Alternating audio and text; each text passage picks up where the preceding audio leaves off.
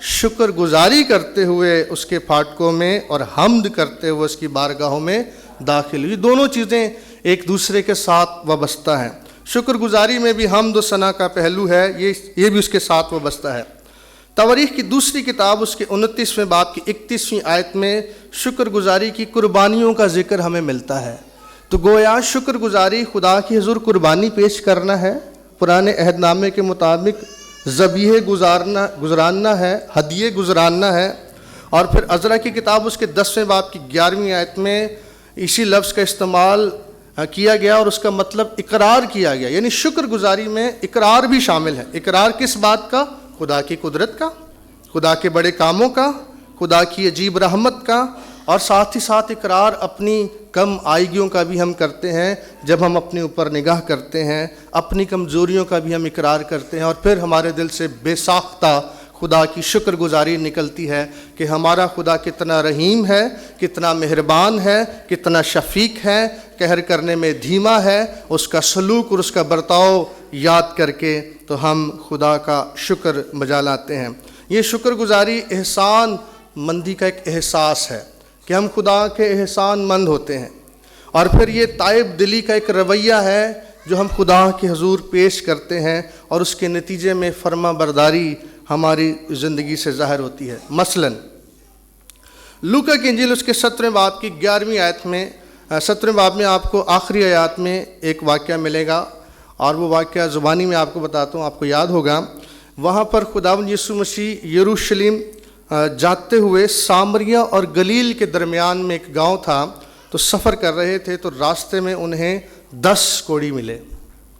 10 کوڑی جب ان سے ملے تو انہوں نے مسیح سے درخواست کی کہ آئے صاحب ہم پر رحم کر، اور مسیح نے کہا کہ جاؤ اپنے تئیں کاہنوں کو دکھاؤ، اور وہ جاتے جاتے شفا پا گئے۔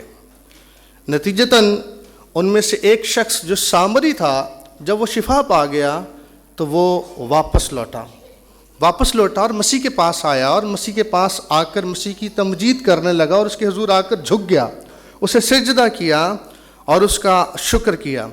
تو آپ کو یاد ہوگا کہ مسیح خداوند نے اس سے ایک گلہ کیا، ایک سوال کیا، اور وہ سوال یہ تھا کہ کیا 10 نے شفا نہ پائی تھی؟ وہ 9 کہاں ہیں؟ تو لازم نہیں تھا کہ وہ بھی لوٹ کر خدا کی تمجید کرتے۔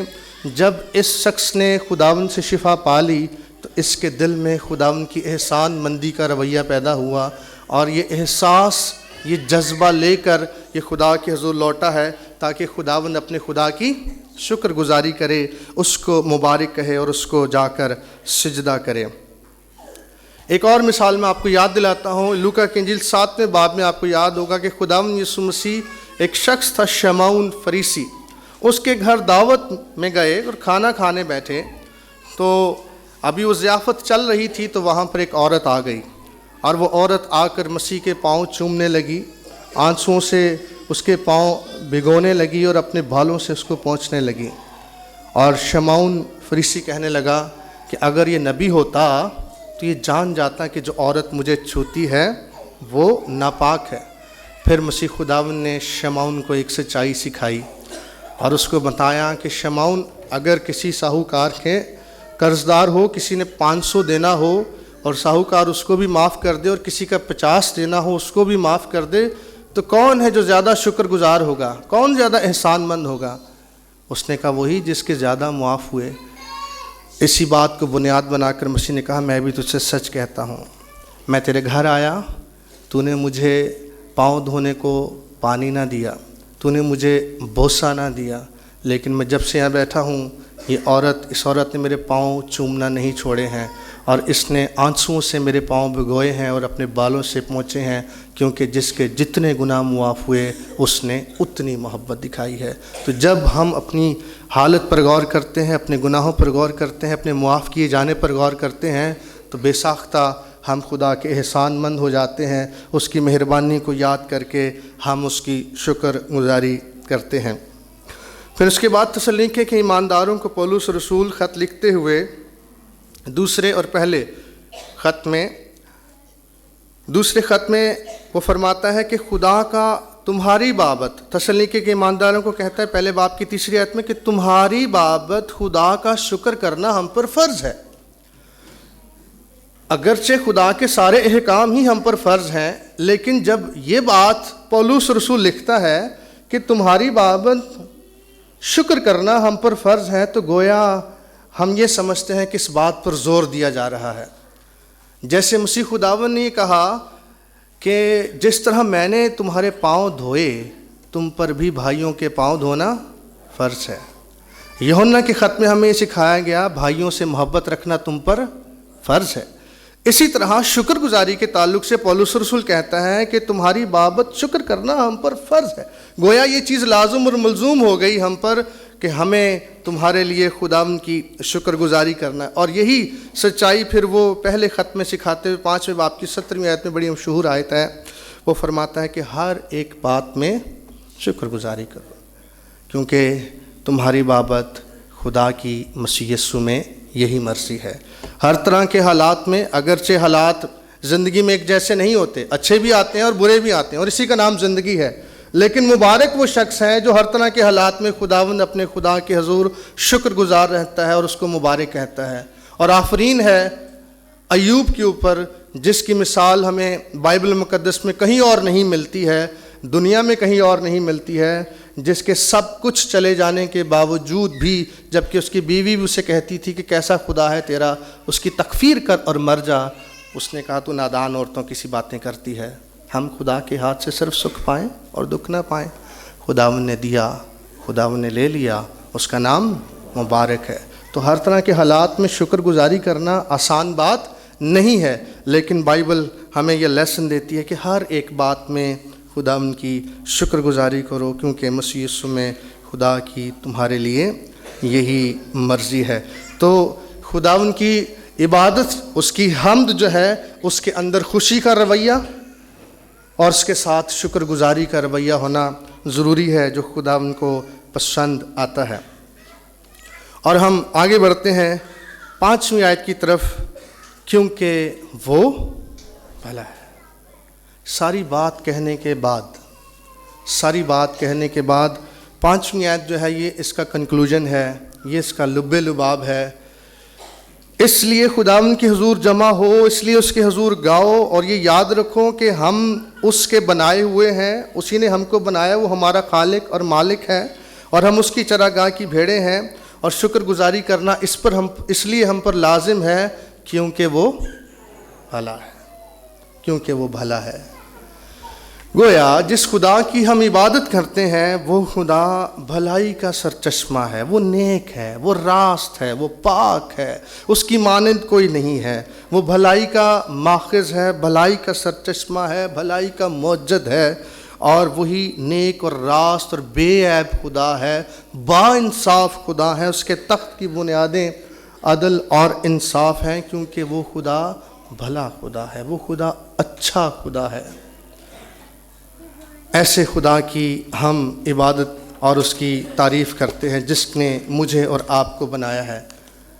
اور اس سچائی پر میں چاہتا ہوں تھوڑی دیر ہم غور کریں، اور اس کے بعد ہم دعائیہ سیشن میں یا آگے جیسے پاس صاحب کی مرضی ہوگی میٹنگ بڑھائیں گے۔ پیدائش کی کتاب اس کے پہلے باب کی 4 آیت سے ہی خدا کی بھلائی کا ہمیں تصور نظر آتا ہے، تخلیق ہی سے۔ اس سے پیشتر کہ انسان پیدا ہو، خدا انسان کی بابت فکر کرتا ہے۔ کیسے خدا انسان کی بابت فکر کرتا ہے؟ ابھی انسان کی تخلیق ہوئی نہیں ہے، لیکن پہلے خدا فکر کرتا ہے کیسے خدا انسان کے لیے آسمان اور زمین کو خلق کرتا ہے، انسان کے رہنے کی جگہ کا بندوبست کرتا ہے۔ سب سے پہلے اس لفظ کا استعمال ہوا جب خدا نے تاریکی اور روشنی کو جدا کیا، تو وہاں لکھا ہے کہ روشنی ہو گئی اور خدا نے دیکھا کہ اچھا ہے۔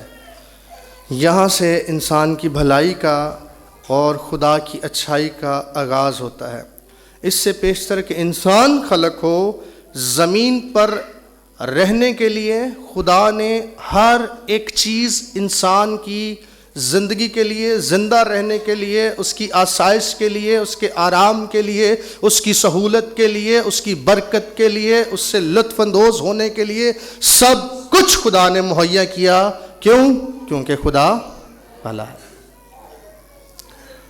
جو کچھ خدا نے آج تک اس روح زمین پر پیدا کیا ہے، انسان شروع دن سے اس سے محظوظ ہوتا آیا ہے، اس سے لطف اٹھاتا آیا ہے، اس سے وہ برکت پاتا آیا ہے۔ اس کے پیچھے خدا کی بھلائی ہے، اس کے پیچھے خدا کی فکر ہے، اس کے پیچھے خدا کا سوچنا ہے کہ خدا انسان کی فکر کرتا ہے اور انسان کے لیے وہ سب کچھ مہیا کرتا ہے، وہ سب کچھ خلق کرتا ہے، وہ سب کچھ پیدا کرتا ہے۔ زبور کی کتاب میں لکھا ہے کہ زمین تو بنی آدم کے لیے ہے لیکن آسمان میرا ہے۔ تو زمین پر سب چیزیں جو خدا نے پیدا کی ہیں وہ سب کچھ خدا نے انسان کے لیے خلق کیا، اور یہ اس کی بھلائی کا اظہار اور ثبوت تھا جو شروع دن سے، یہاں کہنا چاہیے کہ پہلے دن سے ہمیں بائبل مقدس میں ملتا ہے۔ اگرچہ انسان کے لیے زمین خدا نے بنائی، لیکن یہ بھی ہمیں یاد رکھنا چاہیے کہ انسان کس کے لیے بنا ہے؟ انسان خدا کے لیے بنا ہے۔ یسائی کی کتاب اس کے 43 باب کی 21ویں آیت میں لکھا ہے، میں نے لوگوں کو اپنے لیے بنایا، اپنے جلال کے لیے خلق کیا ہے، اپنی حمد اور اپنی ستائش کے لیے خلق کیا ہے۔ تھوڑا سا ہم آگے بڑھتے ہیں تو جب انسان گراوٹ کا شکار ہو گیا، گناہ کے ہاتھوں وہ بک گیا، یہ گر گیا، زوال آ گیا، تو بظاہر ایسا لگتا ہے کہ خدا نے انسان کو ناراضگی کے سبب سے باغ عدن سے نکال دیا، جو کہ تصویر کا ایک رخ ہے۔ اگرچہ خدا ضرور انسان سے ناراض ہوا۔ پیدائش 3 باب کی 22ویں آیت میں آپ کے لیے پڑھ رہا ہوں، لکھا ہے، اب انسان نیک و بد کی پہچان میں ہم میں سے ایک کی مانند ہو گیا، ایسا نہ ہو کہ وہ اپنا ہاتھ بڑھائے اور حیات کے درخت سے بھی کچھ کھائے اور ہمیشہ جیتا رہے۔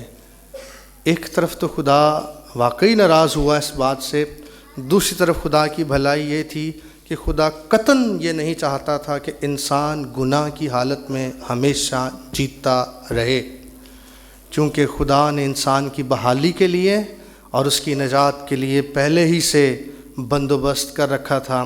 اس لیے خدا نے انسان کو اس آزمائش سے بچایا اور اسے باغ عدن سے نکال دیا، تا نہ ہو کہ انسان اس حالت میں حیات کے درخت سے کھائے اور ہمیشہ جیتا رہے۔ یہ خدا کی بھلائی ہے، یہ خدا کی مہربانی ہے، یہ خدا کی